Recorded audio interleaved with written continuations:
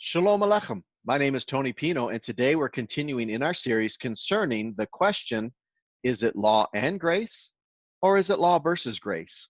Let's find out. Today we're going to be talking about the Law of Moshe. As followers of Yeshua, do we still look to the Law of Moshe to determine what sin is? My answer to that is yes. And I know that raises a lot of questions, but let's first establish this truth, and then we'll move on from there.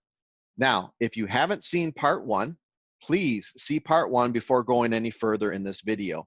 Part one, we discuss Matthew chapter 5, verses 17 through 20 on the words of Yeshua about the law of Moshe. And so we must start with the words of Yeshua as our foundation and go from there. So after you watch that video, please come back and watch this one.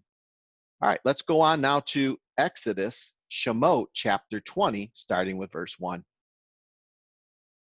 Amen. So here we are in Exodus chapter 20. Israel is at Mount Sinai. Also, Gentiles are there. This is the foreshadow of Gentiles being grafted into Israel and her covenants. Exodus chapter 12, verse 37 and 38, a mixed multitude leaves with Israel. They are standing there also. And so this is why it's not a new covenant thing that Gentiles are grafted in. It has always been that way, even in the law of Moshe. Now, here in verse 1, it specifically states, then Elohim spoke all these words, saying, they are not commandments, they are words. That is a misunderstanding. The 10 commandments is incorrect. The term here in Hebrew for words, if it's in the feminine form, it's dibrot.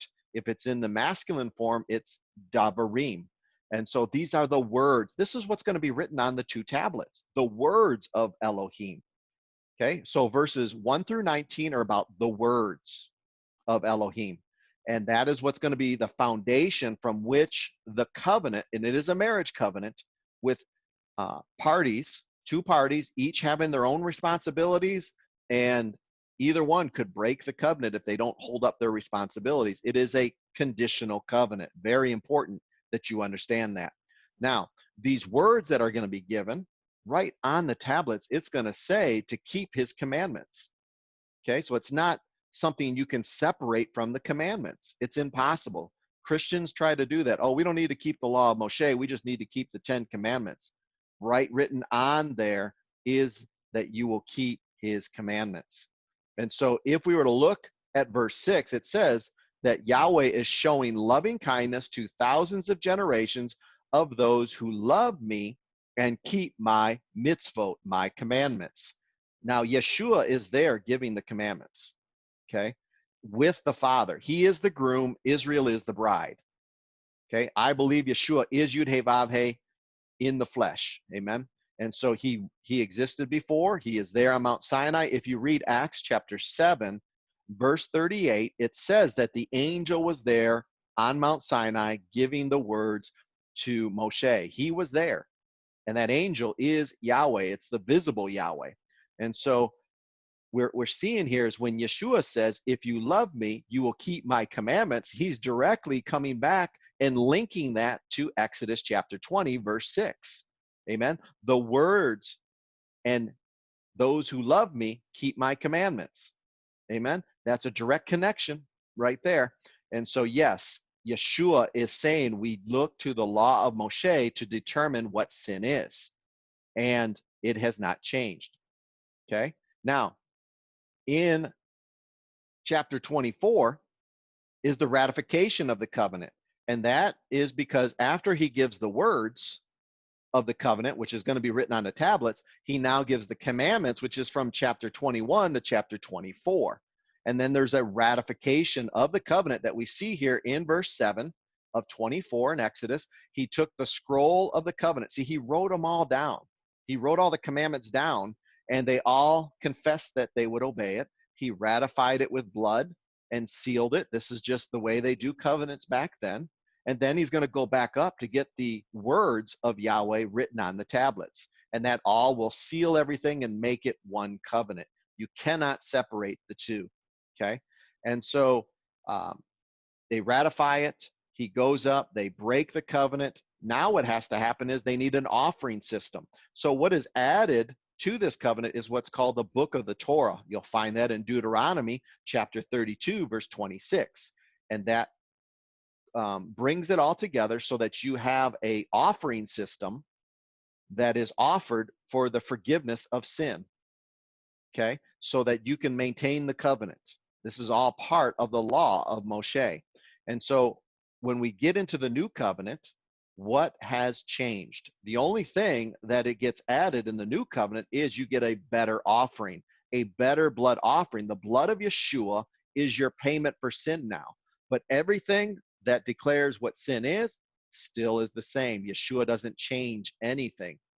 Even when we look to Paul in First Corinthians chapter 7, verse 19 states, circumcision is nothing and uncircumcision is nothing. What matters is keeping God's commandments. What commandments are those? The only ones that Paul knew, and that is the law of Moshe. The law of Moshe tells us what the laws of the kingdom are and what sin is. Now, in case you think that Paul was running around telling people not to do the Torah anymore, not to do the law of Moshe, all we have to do is go to Acts chapter 25. Acts chapter 25 tells us that Paul upheld the Torah. So he was often misunderstood, which Western Christianity does it all the time. He was also misunderstood by even the Pharisees. Now, in chapter 25, verse 7 and 8, it says, when he arrived, the Judeans who had come down from Jerusalem stood around him, bringing against him many serious charges, which they could not prove. They couldn't prove he was breaking the Torah. All right. Western Christians cannot prove that Paul did away with the Torah because Paul says by himself through his own words, Paul said in his defense, I have committed no offense against the Torah of the Jewish people or against the temple or against Caesar.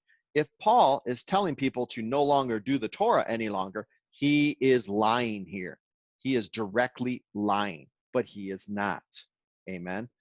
So we need to go back and relook at Paul. He is telling us to look at the law of Moshe to tell us what sin is, apply the blood of Yeshua for the forgiveness of sin. The law of Moshe has not changed.